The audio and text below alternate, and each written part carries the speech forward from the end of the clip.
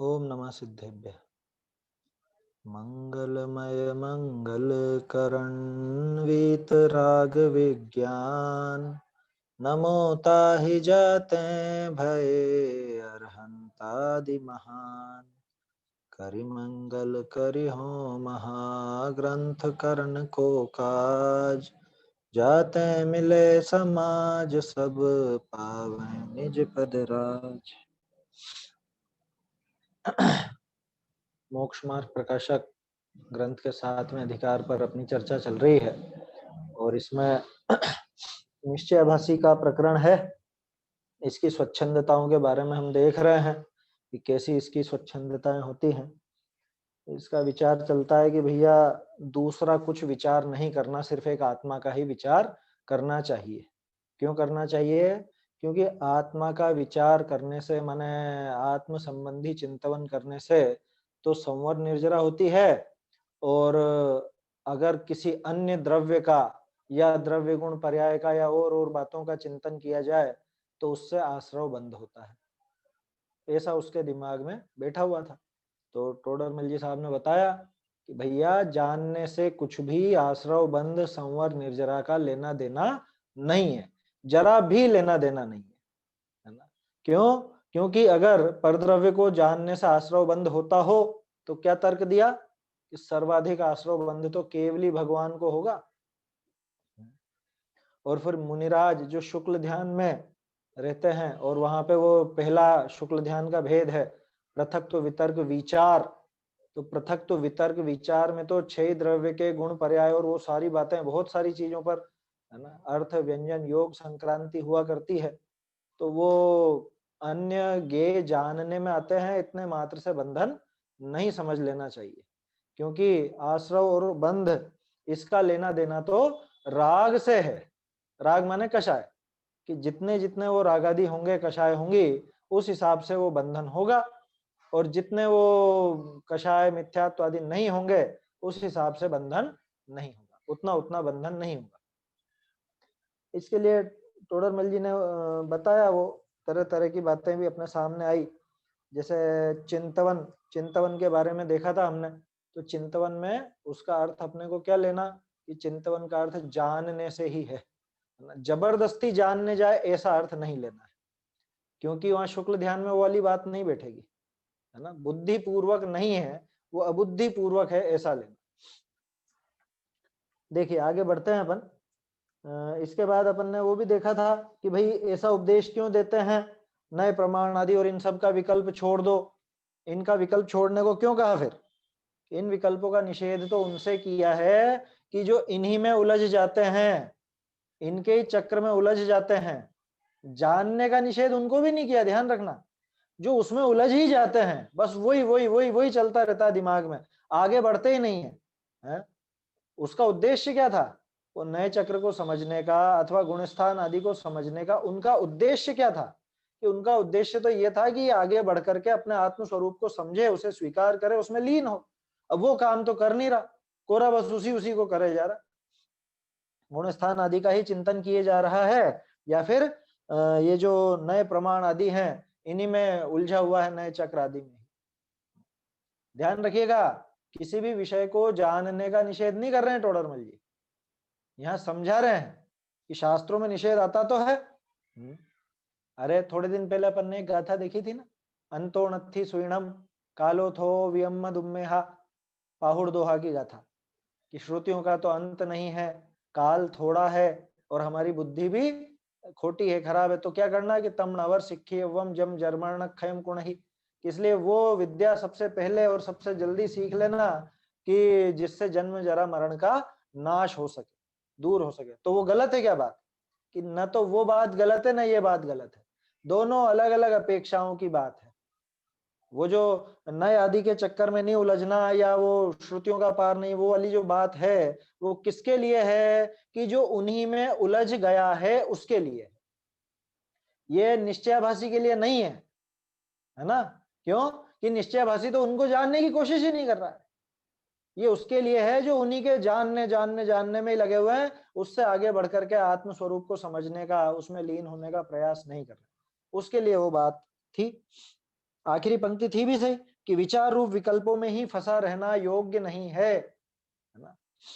देखिए यहाँ पे विकल्प शब्द आया, विचार रूप विकल्पों, तो यहाँ विकल्प का क्या अर्थ? यहाँ पे विकल्प का अर्थ है ज्ञान, ज्ञान के भेद। यहाँ वो राग वाला विकल्प नहीं लेना है, कल देखा था ना हमने विकल्प शब्द के दो अर्थ। अभी उस पर और अपन चर्चा करेंगे कि विकल्प का अर्थ कहाँ पे कैसा क्या लेना है, वो भी देखेंगे।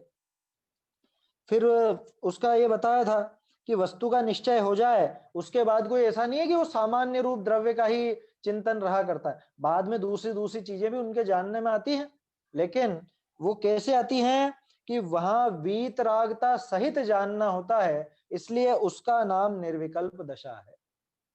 इस बात पर चर्चा भी हुई थी, आखिर में कुछ प्रश्न भी हुआ था इस तरह का कि निर्विकल्प शब्द से यहाँ पे क्या बात ली गई कि यहाँ पे राग द्वेष वाले विकल्प को विकल्प कहा। ध्यान रखिए, है ना। ऊपर जो था विचार रूप विकल्पों में वो ज्ञान को जो भटकाने का था वो वाला विकल्प था, यहाँ जो बात चल रही है वीतरागता सहित जानना होता है उसका नाम निर्विकल्प दशा। यहाँ विकल्प शब्द का अर्थ राग द्वेष भाव उठना वो है।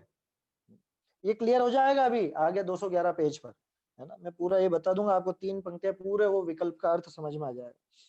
इसके बाद फिर वो कहता है कि भाई ये तो बहुत विकल्प हो जाएंगे ऐसे तो दूसरों को जानने में, तो निर्विकल्प संज्ञा कैसे बनेगी? मतलब आपको इतनी बात तो समझ में आ गई होगी कि ये निर्विकल्प शब्द से निश्चयाभासी अलग जगह की बात को अलग जगह फिट करना चाह रहा है ना। निर्विकल्पता क्या चीज है?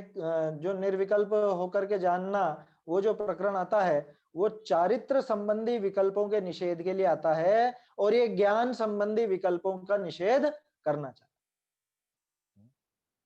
दोनों में संधि बैठानी पड़ेगी, दोनों की वो समझनी पड़ेगी, क्या दोनों में अंतर है तो कैसा है दोनों प्रकार के विकल्पों में, और दोनों में समानता है तो कैसी है, या एक दूसरे पर उनका क्या प्रभाव पड़ता है।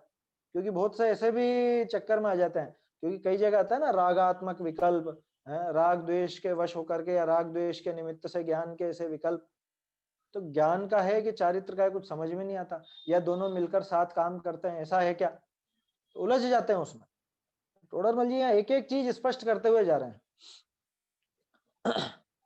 देखो यहाँ पे तो बता दिया इस उत्तर में कि निर्विचार होने का नाम विकल्प नहीं है ना।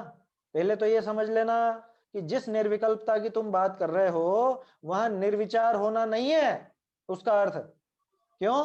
क्योंकि विचार तो हमेशा रहेगा, ज्ञान अगर विचार रहित हो जाए तो जड़ हो जाएगा, अचेतनता आ जाएगी, है ना। अगर विचार रहित हो जाए तो अचेतनता आ जाएगी, इसलिए वैसा विचार रहित नहीं होता है निर्विकल्प। यहां जो बात चल रही है निर्विकल्प की, ध्यान रखिएगा, इसलिए विचार तो रहता है। फिर उसके बाद दो बातें उठाई थी उसने कि ठीक है साहब, फिर सामान्य का ही विचार रहेगा रहेगा तो विशेष का नहीं रहेगा। तो उन्होंने क्या कहा टोडरमल जी ने, सामान्य चिंतन कितनी देर तक कर लेगा भैया, कितनी देर चला लेगा सामान्य चिंतन? विशेष विचार होगा ही होगा, स्व का भी होगा और कदाचित पर का भी होगा। इसलिए ऐसा मत समझ कि ये निर्विचार हो गया। अब फिर वो दूसरी बात रखता है कि अच्छा चलो ठीक है साहब, सामान्य विशेष दोनों कर लेंगे, लेकिन स्व का ही होना चाहिए, पर का नहीं होना चाहिए वहां पे। ऐसा भी नहीं है, क्यों? क्योंकि पर में पर बुद्धि आए बिना अपने में निज बुद्धि कैसे आएगी। अब ये जो निज और पर वाली बात चली है ना, अब आगे बढ़ते हैं अपन थोड़ा सा। अब फिर एक और प्रश्न खड़ा करता है वो। अब क्या प्रश्न खड़ा करता है? निज और पर की बात कहाँ चलती है? भेद विज्ञान के संबंध में, है ना। क्योंकि भिन्नता वहीं देखी जाती है, निज में और पर में। शायद पहले भी अपनी चर्चा हुई हो, है ना। मैंने बताया था कि विवेक शब्द होता है विवेक। विवेक शब्द का अर्थ क्या है? विवेक शब्द का अर्थ सामान्य ज्ञान नहीं है, विवेक शब्द का अर्थ ही भेद ज्ञान होता है। विवेक हर किसी ज्ञान का नाम नहीं है कि किसी भी ज्ञान को आप विवेक बोल दो।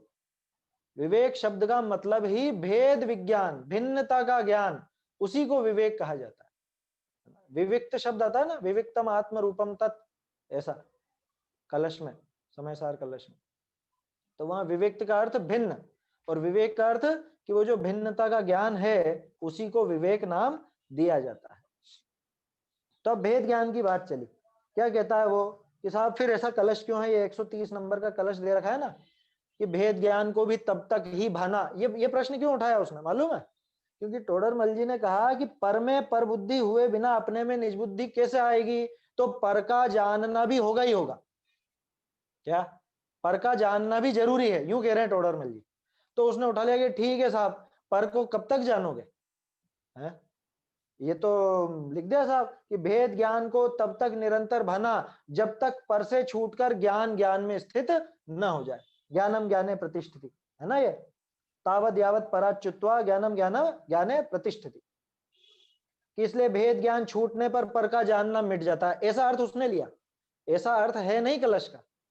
कलश में सीधे सीधे पढ़ोगे तो ऊपर ऊपरी तौर पर देखने में, ऊपरी तौर से देखने पे ऐसे ही नजर आएगा कि भेद ज्ञान हो गया ना, अब भेद ज्ञान से छूटकर आत्मा आत्मा में स्थित हो गया तो पर का जानना मिट गया, केवल आप ही आप जानता रहता है, ऐसा उसने अर्थ निकाला। अब इस कलश का भाव क्या है वो भी देखिए। मतलब देखा जाए ना तो टोडरमल जी ने बहुत से कलशों की टीका कर दी है मोक्षमा प्रकाशक के माध्यम से, बहुत सारे कलश का भावार्थ अपने सामने रख दिया। तो मुझे तो कई बार विचार आता है कि अगर अपन समय सार का अभ्यास करते हो, जब समय सार पढ़ें तो उनमें निशान लगा के रख लें कौन कौन से कलश के बारे में टोडरमल जी ने क्या कहा है। तो जब भी वो कलश आए उसके साथ साथ ये भी देखना चाहिए, उससे उसकी विवक्षा क्लियर हो जाती है, उसकी अपेक्षाएं समझ में आ जाती है कि आचार्य देव यहाँ क्या कहना चाह रहे। तो क्या होगा, भेद विज्ञान के बाद पर का जानना रहेगा या नहीं रहेगा? है क्योंकि अपन ने काफी बात की भेद ज्ञान के संबंध में भी कि ये पर है और मैं इससे बिल्कुल भिन्न हूं, न्यारा हूं, तो अब क्या करना है कि अब आत्मा में लीन हो जाना। ये पढ़ा ही है पहले भी अपन ने, भेद विज्ञान का फल तो यही है। तो साहब जब भेद विज्ञान का फल आत्मलीनता है, आत्मा को जानना है, तो पर का जानना छूटा कि नहीं छूटा? छूटा या नहीं छूटा? इसने तो ऐसा अर्थ निकाला कि छूट गया, अब उसके बाद जानेगा ही नहीं पर को। अब टोडरमल जी का अर्थ देखो, यहां तो यह कहा है 211 पेज पर, 211 पेज पर है, जिनके पास पुस्तक हो वो देख सकते हैं। क्या कहा है कि भैया यहां तो ये कहा है कि पूर्व काल में स्व पर को एक जानता था, दोनों में एकत्व बुद्धि पड़ी हुई थी, जीव अजीव तत्व संबंधी भूल। फिर भिन्न जानने के लिए भेद ज्ञान को तब तक भाना ही योग्य है जब तक ज्ञान पर रूप को भिन्न जानकर अपने ज्ञान स्वरूप ही में निश्चित हो जाए। इतनी बात है कलश में कि तुम ये मन से कहां लगा रहे हो कि अपने आत्मा में लीन होने के बाद पर का जानना रहता ही नहीं है।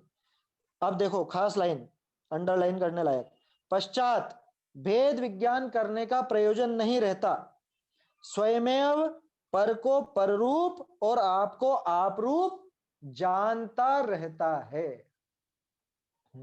मुनिराज को भेद ज्ञान हुआ या नहीं हुआ? ये भेद ज्ञान हो गया ना, भेद ज्ञान होने के बाद आत्मलीनता हो गई कि हाँ हो गई। अब वो दूसरी चीजों को जानते हैं या नहीं? कैसे जानते हैं? जानते हैं तो, और अज्ञानी भी उन्हीं चीजों को जानता है तो वो कैसा जानता है? भेद विज्ञान करने का प्रयोजन कितना था? भेद विज्ञान करने का प्रयोजन तो इतना था कि दो अलग अलग वस्तुओं को, दो कौन सी, दो कौन सी, नींबू और संतरा है। बहुत से लोग यूं समझते हैं भिन्नता का ज्ञान। भेद विज्ञान की शर्त है, पहली शर्त है क्या, कि फर्स्ट पार्टी हमेशा मैं रहूंगा। बाबूजी कहा करते थे ऐसा। ये भेद विज्ञान की पहली शर्त है, अनिवार्य शर्त, कि फर्स्ट पार्टी तो मैं ही रहूंगा। मतलब, और सेकंड पार्टी की दुनिया भर में चाहे चाहे जिसको ले लो, उससे खुद की भिन्नता को जानना है, इसका नाम भेद विज्ञान है। आया समझ में? ऐसा नहीं है भेद विज्ञान कि ये तो आदिनाथ जी हैं और ये महावीर स्वामी हैं, ये हमने भेद जान लिया दोनों में, या ये अरहंत हैं और ये सिद्ध हैं, ये हमने भेद जान लिया। कि हम तो धर्म की बात कर रहे हैं, कोई दरवाजे की खिड़की की बात नहीं कर रहे, नींबू संतरे की बात नहीं कर रहे। कि ये देव हैं, ये शास्त्र हैं, ये गुरु हैं, ये भेद जान लिया, हो गया भेद विज्ञान। कि ये अज्ञानी है और ये ज्ञानी है, ये भेद जान लिया, कि दूसरे से मतलब ही नहीं, कि मैं जो हूं ये बाकी के द्रव्य इससे सब भिन्न है, न्यारे हैं, न इनका मुझ में कुछ प्रवेश है, न मेरा इनमें कुछ प्रवेश है, न ये मेरे करता धरता हरता है, न मैं इनका करता धरता हरता हूं। इसका नाम भेद विज्ञान। तो भेद विज्ञान की प्रथम शर्त क्या, कि first party I, capital I, है ना, कैपिटल आई बोलते हैं ना इंग्लिश में, मैं स्वयं के लिए जो होता है, तो पहली पार्टी तो यही रहेगी, दूसरे पक्ष में आपको जिसको रखना वो रख लो, तभी भेद विज्ञान होता है। खैर, ये तो भेद विज्ञान का अर्थ हुआ। अपनी बात तो क्या चल रही थी, भेद विज्ञान का प्रयोजन क्या था कि दोनों की भिन्नता जान करके छोड़ना नहीं है, जान करके जो मैं हूं उसको स्वीकार कर लूं और जो मैं नहीं हूं उसकी श्रद्धा छोड़ दूं, माने उसको अपना मानने की श्रद्धा छोड़ दूं। श्रद्धा तो होगी उसकी भी, कैसी होगी, पर रूप होगी, है ना। अन्य द्रव्य की पर रूप श्रद्धा होगी ना, पर रूप श्रद्धान होगा या नहीं अन्य का, वो भी होगा। तो भेद विज्ञान का प्रयोजन तो उतना था।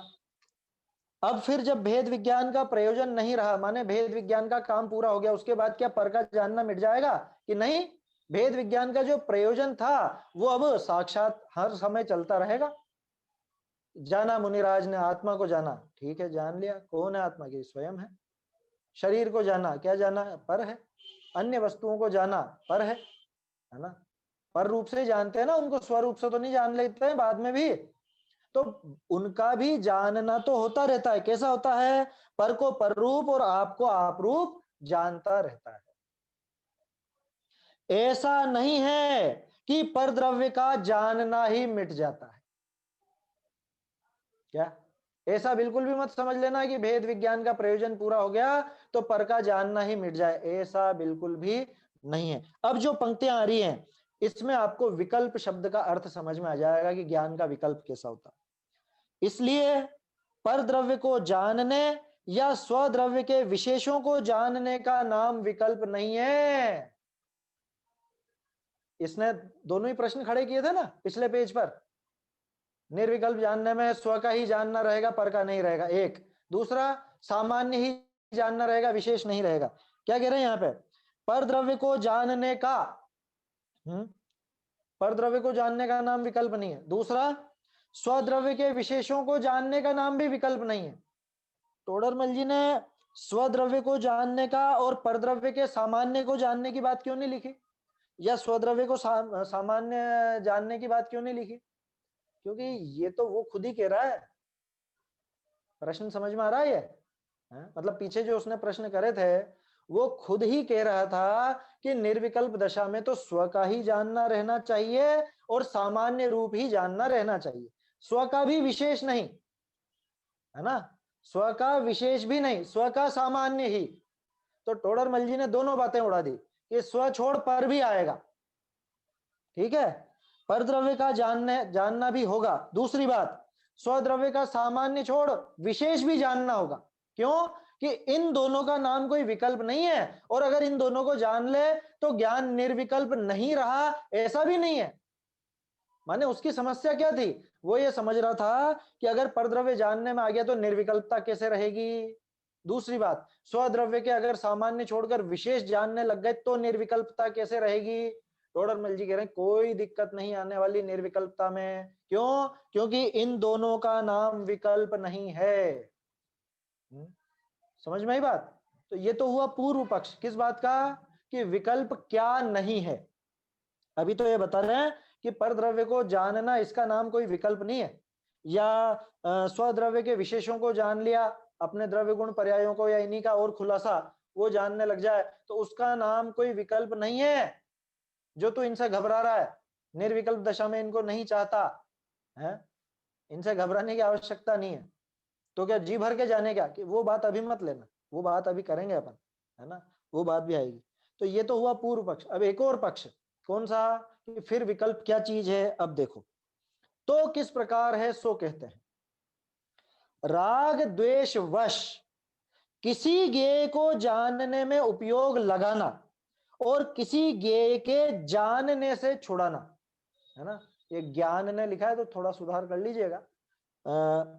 फिर से पढ़ता हूं, राग द्वेष वश किसी ज्ञेय के जानने में उपयोग लगाना और किसी ज्ञेय के जानने से छुड़ाना, इस प्रकार बारंबार उपयोग को भ्रमाना। अब बोलो ये बुद्धिपूर्वक होगा कि अबुद्धिपूर्वक होगा, ये काम तो बुद्धिपूर्वक का ही है ना, है। तो बुद्धिपूर्वक विकल्प, अब कल जो अपन ने बात की थी वहां पे तो वो शुक्ल ध्यान वाले वो तो अबुद्धिपूर्वक विकल्प थे। कि अरे ये निश्चयाभासी जिससे घबरा रहा है ना, या निश्चयाभासी जिसका बहाना ले रहा है, टोडरमल जी उसको पकड़ करके ये समझा रहे हैं कि जिसको तुम निर्विकल्प दशा में छोड़ना चाहते हो वो ये चीज है, राग द्वेष वश।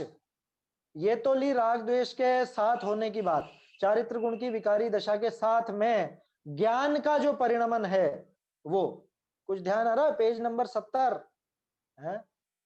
4 प्रकार की इच्छाएं। पहली इच्छा जानने की इच्छा, अज्ञात को जानने की इच्छा, विषय जिसको नाम दिया था, है वही बात है। ऐसे बारंबार उपयोग को भ्रमाना कि अभी ये जान लिया, है ना, सुबह ठीक है साहब, उठ गए, नहा लिए धो लिए, सब काम हो गया, क्या करें अब, सुबह अखबार पढ़ लो, पढ़ लिया, अखबार भी पढ़ लिया, अब क्या करें, ठीक है चलो प्रवचन सुन लेते हैं, प्रवचन सुन लिया, प्रवचन सुनने की इच्छा पूरी हो गई, क्या करें कि पूजन आ रही होगी, पूजन अभी आजकल वहां तो जा ही नहीं रहे मंदिर, घर पे ही बैठे बैठे सुन रहे हैं। बहुत से लोगों को शौक होता है क्या, पूजन भी वो जिनकी चलेगी ना वहीं से करेंगे। हम नहीं कर सकते हैं पूजन, खुद नहीं कर सकता, दूसरे की चलेगी वही उसको सुनना है। माने दूसरा अगर नहीं करेगा, ऑनलाइन अगर नहीं आएगी तो इसकी पूजा ही नहीं हो सकती। इतने पंगु हो गए ये कोरोना काल में हम सामने वाले कराएंगे तो ही हमारी होगी, तो वो क्या गलत करा रहे? बात गलत और सही की नहीं चल रही है, बात हमारी प्रवृत्ति की चल रही है।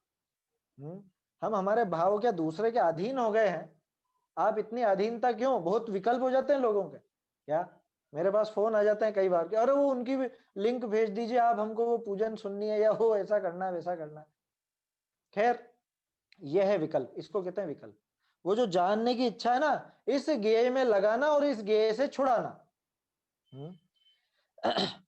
इस प्रकार बारंबार उपयोग को भ्रमाना, उसका नाम विकल्प है। तथा जहां वीतराग रूप होकर जिसे जानते हैं उसे यथार्थ जानते हैं, अन्य अन्य गेय को जानने के अर्थ उपयोग को भ्रमाते नहीं है। जो जानने में आया सहज जान लिया, वहां निर्विकल्प दशा जानना। कि समझ में नहीं आ रही है बात, कहीं पे तो वो ज्ञान की बात कर रहे हैं, कहीं पे चारित्र की बात कर रहे हैं। अरे ये पंक्तियां देखो ना आप ध्यान से, दोनों की संधि बिठा तो दी तो टोडरमल जी ने।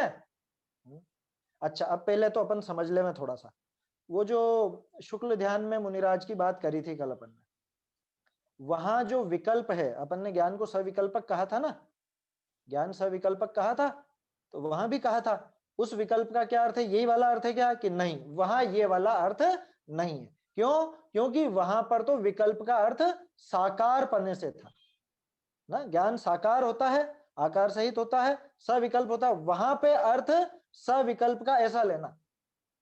और अगर ये वाला अर्थ लोगे तो इस दृष्टि से तो मुनिराज उस समय निर्विकल्प है ना।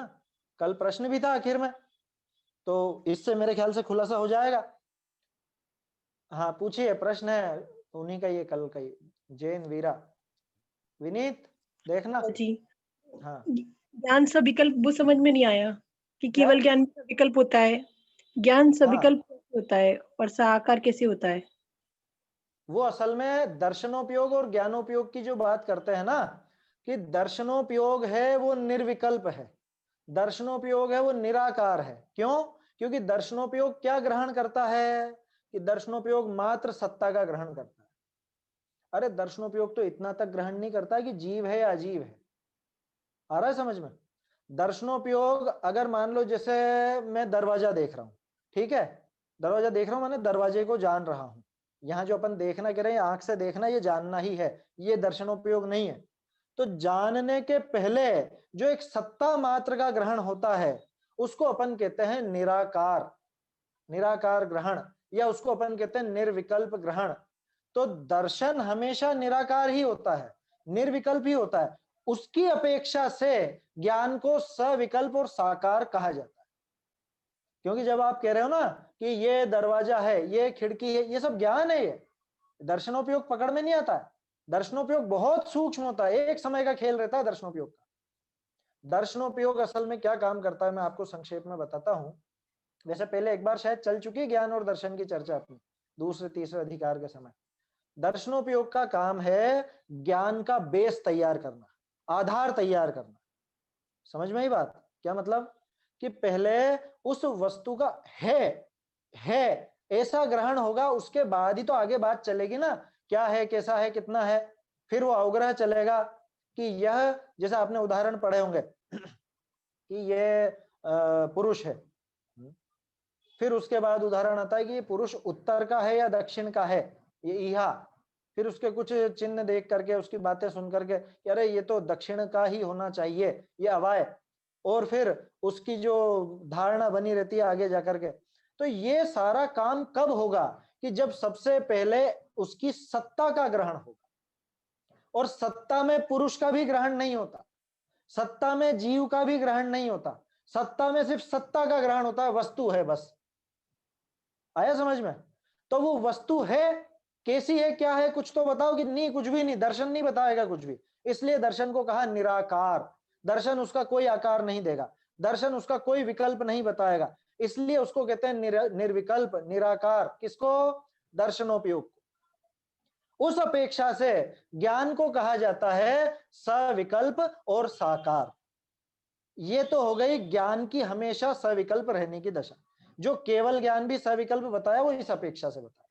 ये आया समझ में आपको?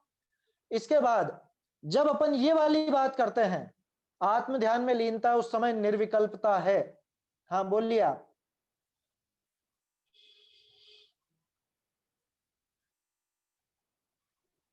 बोलिए, आपका आवाज नहीं आ रही है।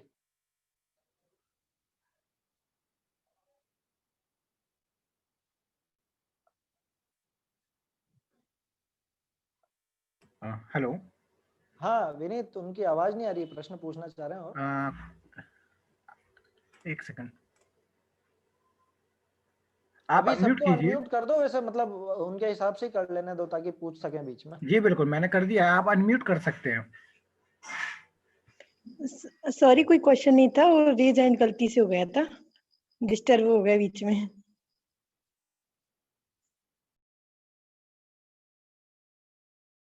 हाँ भाई साहब, आप अनम्यूट कर लीजिए। चलिए, हाँ तो किसी को भी प्रश्न हो तो आप अनम्यूट करके पूछ लिया कीजिए। और विनीत जी उसमें भी देख लेना यूट्यूब में भी, अगर कुछ ऐसा प्रश्न वगैरह कुछ आता हो तो। जी भाई साहब। तो असल में क्या है कि ज्ञान कोई सा भी हो, कोई भी ज्ञान हो, मति श्रुत अवधि मना पर्याय केवल, ये सारे के सारे विकल्पात्मक ज्ञान ही हैं। क्या मतलब कि अरे ये निर्विकल्प है क्या, दर्शन की तरह, दर्शनोपयोग की तरह निराकार है क्या, कि नहीं है? ये सब विकल्पात्मक है। क्यों? क्योंकि ये उस वस्तु के बारे में हमको कुछ ना कुछ बताते हैं, कैसा है, कितना है, कैसे, किस तरह की वस्तु है, उसके कैसे गुण, कैसे क्या पर्याय वगैरह, ये सारी चीजें हमारे सामने आती हैं ज्ञान के द्वारा। इसलिए ज्ञान तो हमेशा विकल्पात्मक ही होता है, सविकल्पक ही होता है। एक तो ये अर्थ हो गया। लेकिन जब अपन बात करते हैं आत्मलीनता की, है ना, कि आत्मलीनता के समय निर्विकल्प दशा होती है, तो वहां पे ये वाला अर्थ लेना। वहां विकल्प शब्द का अर्थ वो मत लेना जो अभी अपन ने दर्शन और ज्ञान की बात की। टोडरमल जी ने कल जो जवाब दिया था, है ना, वो उस शुक्ल ध्यान वाला प्रकरण आया था, है ना, वहां जो जवाब था वो निर्विकल्पता सविकल्पता ज्ञान दर्शन वाले के हिसाब से ली गई थी। केवल ज्ञानी के सबसे ज्यादा हो जाएगा आश्रवबंध, वो बात आई थी ना। तो वहां तो सविकल्प का अर्थ था ऐसा, जो ज्ञान और दर्शन का अर्थ लेते हैं। और अब जो अपन बात कर रहे हैं, ये बात है आत्म स्वरूप में लीनता की निर्विकल्पता कैसी है, कैसे विकल्पों से रहित है, वो वाली बात है। तो राग द्वेष वश किसी ज्ञेय के जानने में उपयोग लगाना और किसी ज्ञेय के जानने से छुड़ाना, इसका नाम, ये ऐसे उपयोग को बारंबार भ्रमाना कि अब ये जानूं, अब ये जानूं, अब ये जानूं, ऐसे जानने के जो भाव होते हैं उसका नाम विकल्प है। अब जो थोड़ी देर पहले मैंने आपको हिंट दी थी 70 पेज पर, इच्छाएं 4 प्रकार की, है ना, वहां सीधा सीधा लिखा है ना, जानने की इच्छा, अज्ञात को जानने की इच्छा। क्या था देखो, अज्ञात विषय को, ऐसा ही कुछ शब्द है, अव्यक्त को जानने की इच्छा। और जो दूसरी है वो सब भी है। एक इच्छा तो विषय ग्रहण की है, उससे यह देखना जानना चाहता है। क्या देखना जानना चाहता है? कि अभी जो जान रहा है उसको छोड़ करके दूसरी चीज, है ना, जैसे वर्ण देखने की, राग सुनने की, अव्यक्त को जानने की इत्यादि इच्छा होती है। तो उस इच्छा का नाम ही विकल्प है। और वो इच्छा राग द्वेष है, इच्छा राग द्वेष है ना। तो कुल मिला के यहाँ पे बात किसके ऊपर आ गई? राग द्वेष के ऊपर आ गई। अब राग द्वेष अगर हैं तो वो विकल्प सहित ही है, और राग द्वेष नहीं है जिस समय, आत्मलीनता के समय राग द्वेष नहीं है व्यक्त रूप से, तो उस समय निर्विकल्प ही है। ऐसा यहाँ पे विकल्प शब्द का अर्थ समझ लेना चाहिए। अब एक चीज और इसके आगे देखिए, यहाँ पे फिर वो कह रहा है कि भाई उपयोग तो नाना गेयों में भ्रमता ही है, तरह तरह की चीजें जानते ही हैं हम तो फिर तो ये विकल्प हो गए। वहां निर्विकल्पता कैसे संभव है बोलो? तरह तरह की चीजों को जानेगा ही जानेगा, तो निर्विकल्पता कैसे आएगी? इसी से संबंधित एक चीज और देखिए, मुझे आज सुबह पढ़ने को मिला रहस्यपूर्ण चिट्ठी में ही, जो कल हमने बात देखी थी उसके अलावा एक बात और है। 348 पेज पर, 348 पर ये जो छंद दे रखा है ना, स्याद्वाद केवल ज्ञाने, मिल गया? स्याद्वाद केवल ज्ञाने के ऊपर से तीसरी पंक्ति देखो, और सर्व प्रकार एक ही जाति कहें। ये असल में यहाँ पे क्या है, श्रुत ज्ञान और केवल ज्ञान में क्या समानता और क्या अंतर है वो दिखा रहे हैं। सर्व प्रकार एक ही जाति कहें तो जिस प्रकार केवली युगपत प्रत्यक्ष अप्रयोजन रूप ज्ञेय को निर्विकल्प रूप जानते हैं, उसी प्रकार यह भी जाने, ऐसा तो है नहीं। ये फिर उलझ गई बात है कि समझ में नहीं आ रहा है कहाँ कैसा क्या अर्थ ले रहा है। अरे बिल्कुल स्पष्ट है, आप यहाँ देखिए, इस चीज को समझिए। केवल ज्ञानी, यहाँ एक शब्द और ध्यान दीजिए, अप्रयोजन रूप ज्ञेय को। गुरुदेव ने इसका क्या खुलासा किया, एक पंक्ति मुझे बहुत अच्छी लगी, इसलिए मैं वो साथ में ही लेके बैठा। अध्यात्म संदेश नाम की पुस्तक है ना गुरुदेव के प्रवचनों की, रहस्यपूर्ण चिट्ठी के ऊपर, उसमें उन्होंने एक बहुत बढ़िया बात लिखी कि पर ज्ञेयों को विकल्पों के बिना भी नहीं जान सकता। कौन सा विकल्प लेना? अभी अपन ने विकल्प का क्या अर्थ निकाला? जानने की इच्छा, है ना? जानने की इच्छा माने राग द्वेष, राग द्वेष कषाय जो भी नाम लेना हो, तो उस राग द्वेष के बिना ये नहीं जान सकता। कौन कौन नहीं जान सकता? श्रुत ज्ञान, मति श्रुत ज्ञान वाले, यानी कि अपन लोग किसी भी वस्तु को, एक शब्द जो उन्होंने जोड़ा है इसी में जो था 348 पे मैंने अभी बताया आपको, अप्रयोजन भूत, कहां चला गया देखो 348, हाँ, केवली युगपत प्रत्यक्ष अप्रयोजन रूप ज्ञेय को, ध्यान दीजिए, अप्रयोजन रूप ज्ञेय को निर्विकल्प रूप जानता है। प्रयोजन भूत को कैसे जानेंगे? कह रहे प्रयोजन भूत को तो चाहे श्रुत ज्ञान वाला हो चाहे केवल ज्ञानी भगवान हो, वो विकल्प रहित ही जानेंगे, निर्विकल्प ही जानेंगे, है ना? ज्ञान दर्शन वाला विकल्प नहीं लेना यहाँ पे, माने विकल्प शब्द का अर्थ वो वाला नहीं लेना, साकार वाला, निराकार वाला, है ना? यहाँ कौन सा अर्थ लेना है? राग द्वेष से रहित वाला निर्विकल्प। बात समझ में आ रही है? कोई उलझन हो तो पूछ लीजिएगा, क्योंकि अब क्या है, वो 4-5 चीजें एक साथ है ना सामने, तो कई बार कंफ्यूजन हो जाता है। भाई जहां दर्शन और ज्ञान की बात चले वहां पे तो साकार निराकार वाला अर्थ ले लेना, उसके अलावा निर्विकल्पता में जो विकल्प शब्द है वो हर जगह पे राग द्वेष वाला ही अर्थ आएगा। कि बुद्धि पूर्वक जानना, यानी जानना चाहता हूं, जानने की इच्छा है, उसका नाम विकल्प, उसका नाम विकल्प। अब यहां कैसे है कि केवली भगवान जो अप्रयोजन भूत बातें हैं, अप्रयोजन भूत ज्ञेय हैं, उनको निर्विकल्प जानते हैं, और प्रयोजन भूत को कि उनको भी निर्विकल्प ही जानते, क्योंकि केवली तो पूरी तरह से निर्विकल्प हो गए। हाँ, प्रश्न है आपका, पूछिए।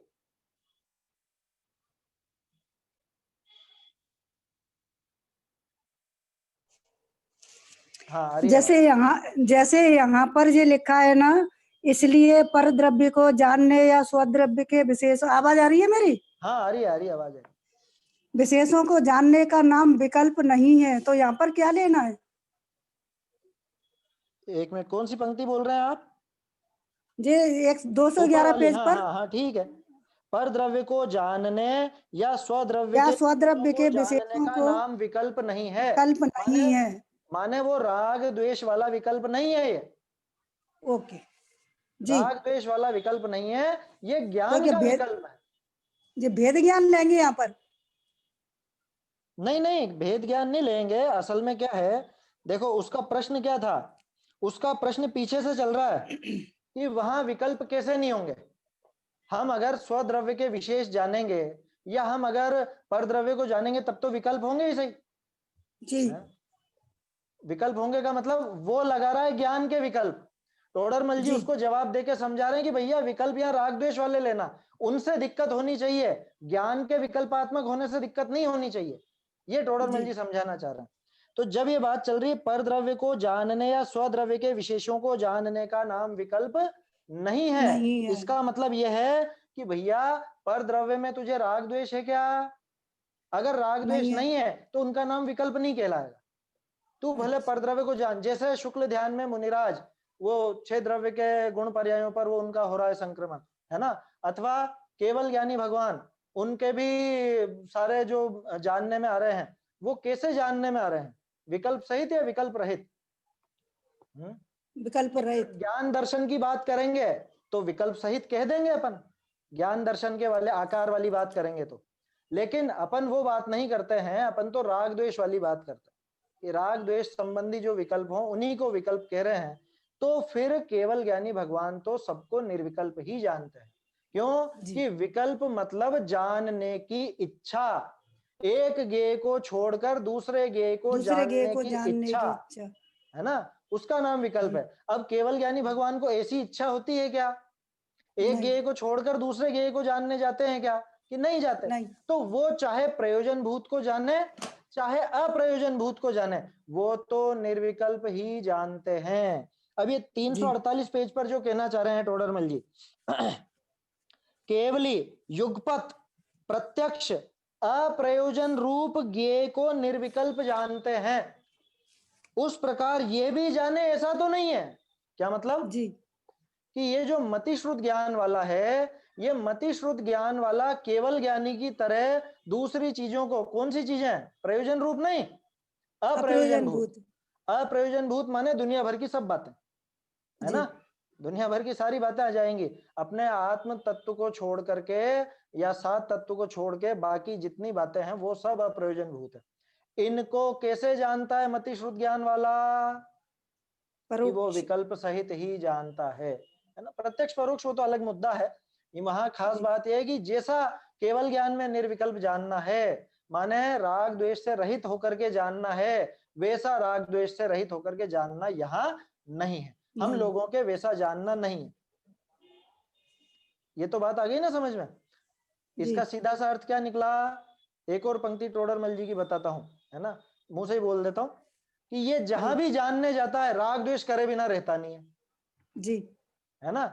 इसीलिए तो मना किया जाता है कि तू वहां मत जा। अभी आगे उदाहरण आने वाला है कि उस घर में जाने का निषेध है, वो स्त्री का उदाहरण आएगा कि अन्य घरों में जाना कि नहीं जाना, कौन से घरों में जाना है, उन घरों में तो मत जा जहां राग द्वेष हो, मतलब जहां पे व्यभिचार की संभावना है।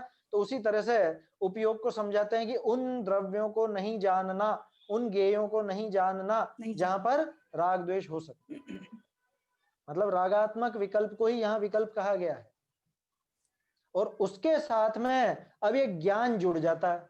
मैंने थोड़ी देर पहले कहा था ज्ञान और रागात्मक विकल्प की संधि बताइए टोडरमल जी ने इस पैराग्राफ में। अब फिर से देखिए, अब अपने सामने प्रश्न तो वो ही खड़ा हो जाता है कि फिर दूसरों को जानने की मना क्यों करते हो, है ना, ये प्रश्न भी आगे आएगा। ये आगे है ना, देखिए नीचे नीचे, ऐसा है तो परद्रव्य से छुड़ाकर स्वरूप में उपयोग लगाने का उपदेश किस लिए दिया है, 211 पर ही अपने जो भी प्रकरण चल रहा है। क्योंकि इतनी जी तो पक्की बात है कि मतिश्रुत ज्ञान वाला कुछ भी जानेगा तो वहां पर विकल्प करेगा ही करेगा। फिर ये बात खंडित हो जाती है ना, यहाँ पे ये जो लिखी है टोडरमल जी ने जो ये बात लिखी है ये खंडित हो जाती है।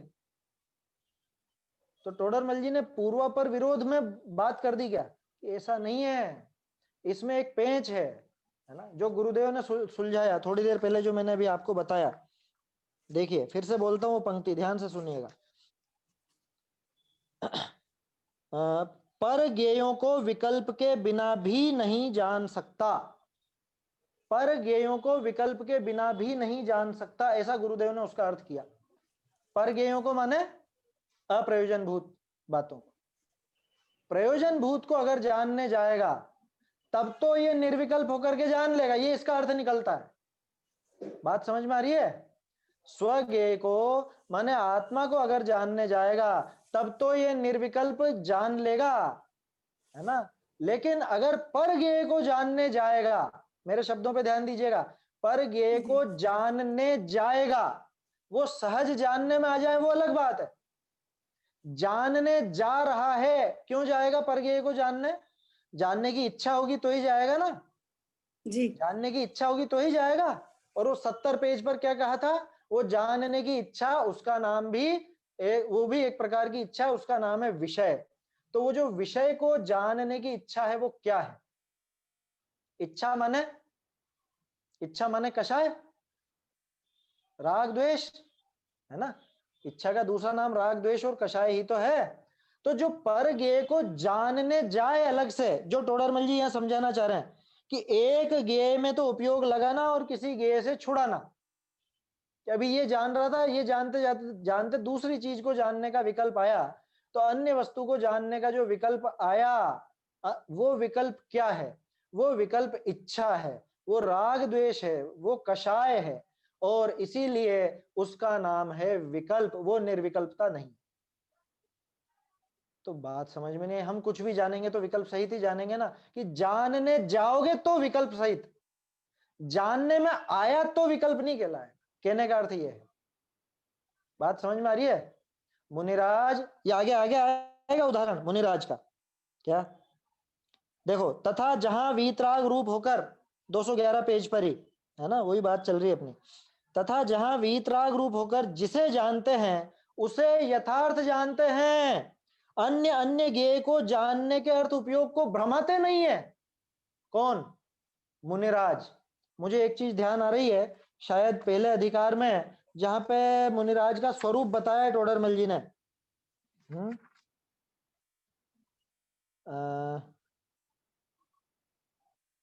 जैसे अपना उपयोग परद्रव्य में इष्ट अनिष्ट मानकर फंसे नहीं, भागे नहीं, ऐसे उपयोग को सधाते हैं, ये तो अलग आ गई।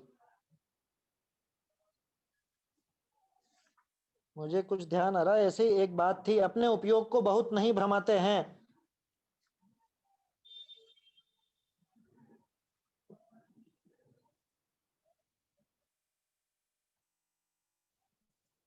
वो पंक्ति दिख नहीं रही है मुझे अभी।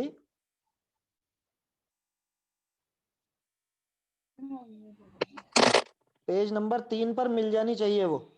खैर कोई दिक्कत नहीं है ना। ये रहा, हाँ ठीक है, मिल गया। खींचकर उनको नहीं करते उन क्रियाओं को, पेज नंबर 3 शुरू में मुनिराज का जो स्वरूप दिखाया, आचार्य उपाध्याय साधु का सामान्य स्वरूप, उसमें एक पंक्ति है, तथा अपने योग्य बाह्य क्रिया जैसे बनती है वैसे बनती है, खींचकर उनको नहीं करते, तथा अपने उपयोग को बहुत नहीं भ्रमाते हैं। अपने उपयोग को बहुत नहीं भ्रमाते हैं, क्या मतलब? अब उसका मतलब समझने के लिए ये देखो आप, कि जो भी जानने में आया उसे यथार्थ जानते हैं। ये 211 पेज पर फिर से आ जाइए, मिल रही है आपस में लिंक बैठ रही है ना। ये समझ में आ जाएगा इससे काफी अच्छे से कहां कैसा विकल्प लेना है। फिर से मैं इस पैराग्राफ को पढ़ता हूं। राग द्वेष वश किसी ज्ञेय को जानने में उपयोग लगाना और किसी ज्ञेय के जानने से छुड़ाना, इस प्रकार बारंबार उपयोग को भ्रमाना, ये तो हो गई वो वाली बात। कौन सी? जो 70 पेज पर थी, जानने की इच्छा। ठीक है ना, जानने की इच्छा, उसका नाम है विकल्प, उसका नाम है वो विषय की इच्छा। दूसरी बात, तथा जहां वीतराग रूप होकर जिसे जानते हैं, अब मुनिराज की बात ले लो, मुनिराज वीतराग होकर जिसे जानते हैं उसे यथार्थ जानते हैं। क्या मतलब? सुमेरु को जाना, या 3 लोक में किसी को भी जाना, या बाहर जो व्यक्ति आए हैं दर्शन आदि कर रहे हैं, उनके ढोक दे रहे हैं, नमस्कार कर रहे हैं, उनको भी जाना, या कोई उपसर्ग हो रहा है उसको भी जाना, तो उनका वो जानना विकल्प सहित है कि निर्विकल्प? ज्ञान दर्शन वाली अपेक्षा नहीं लेनी यहाँ पे, यहाँ राग द्वेष वाली अपेक्षा लेनी। उसे यथार्थ जानते हैं। कैसा यथार्थ? अरे ये मेरा स्वरूप है ही नहीं, ये मुझसे भिन्न द्रव्य है, ऐसा। अन्य अन्य ज्ञेय को जानने के अर्थ उपयोग को भ्रमाते नहीं है ना। आ रही है वो की वही बात, तीसरे पेज पर थी जो। अपने उपयोग को बहुत नहीं भ्रमाते हैं। अन्य अन्य ज्ञेय को कह रहे मुझको ये उपसर्ग नहीं जानना है, मुझे तो आत्मा को ही जानना है। जो जानने में आ रहा है उसको सहज जानते हैं और उसका सही सही स्वरूप जानते हैं। स्व को स्वरूप, पर को पर रूप, ऐसा जानते हैं। बोलो, भेद विज्ञान का काम हो चुका है ना पहले, तो भेद विज्ञान के बल से उनका जितना भी जो कुछ ज्ञान होता है वो सही सही होता है। तो अन्य ज्ञेय को जानने के अर्थ उपयोग को भ्रमाते नहीं है, तो वो विषय की इच्छा भी नहीं रही, और जो कुछ जानते हैं वो यथार्थ जानते हैं। इस तरह से निर्विकल्प दशा जानना, वहां पे निर्विकल्प दशा कहलाएगी। सोचो, आत्मलीनता नहीं होने पर भी निर्विकल्प दशा। क्यों?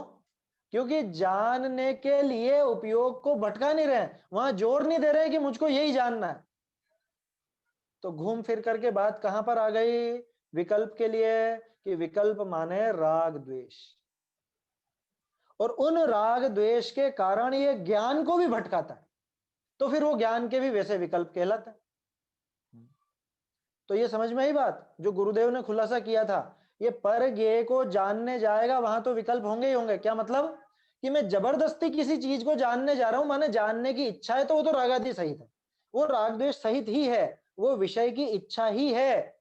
और ये जो सहज जानने में आ रहा है वहां पे कोई राग द्वेष नहीं, ऐसा इसका अर्थ समझना।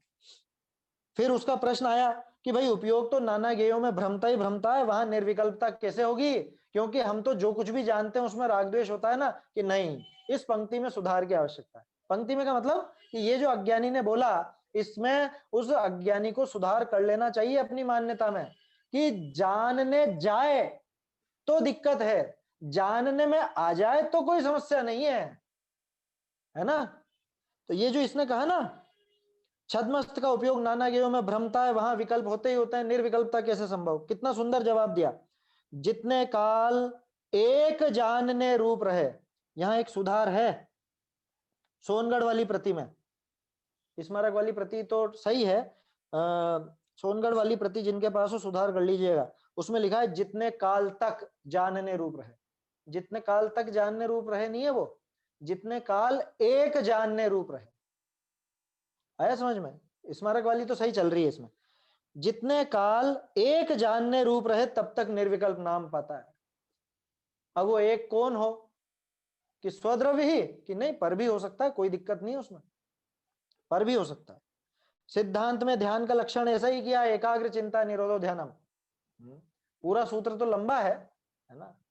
उत्तम सहननस्य एकाग्र चिंता निरोधो ध्यानम प्रागंतर मुहूर्तात्, इतना बड़ा सूत्र है, लेकिन वो पूरा काम का नहीं। खास बात इतनी अपने को लेनी है, एकाग्र चिंता निरोधो ध्यानम कहा कि नहीं कहा? कि एकाग्र चिंता निरोध, एक का मुख्य चिंतवन हो। एक का मुख्य चिंतवन हो माने एक का ही मुख्य जानना हो, अन्य चिंता रुक जाए, बुद्धिपूर्वक या अबुद्धिपूर्वक। क्योंकि फिर वो प्रश्न खड़ा हो जाएगा कल जो हुआ था कि 6 द्रव्य का चिंतवन तो वहां भी चल रहा है, कि बुद्धिपूर्वक चिंतवन रुक जाए। अबुद्धिपूर्वक की मना नहीं है, अबुद्धिपूर्वक तो कितना ही होता रहे उससे फर्क नहीं पड़ता, है ना। तो चिंता का अर्थ यहां बुद्धिपूर्वक जानने से। एक का मुख्य चिंतवन हो और अन्य चिंता माने बुद्धिपूर्वक अन्य का जानना रुक जाए, उसका नाम ही ध्यान है, उसी को ध्यान कहा जाता है। तो शुक्ल ध्यान में भी मुख्य चिंतवन, ये टोडरमल जी के शब्द तो देखो कितनी महिमा आती है। एक का चिंतवन हो नहीं लिखा उन्होंने, एक का मुख्य चिंतवन हो। क्या मतलब? कि बुद्धिपूर्वक तो एक ही ज्ञेय पर रहे, जो कि शुक्ल ध्यान में भी होता है।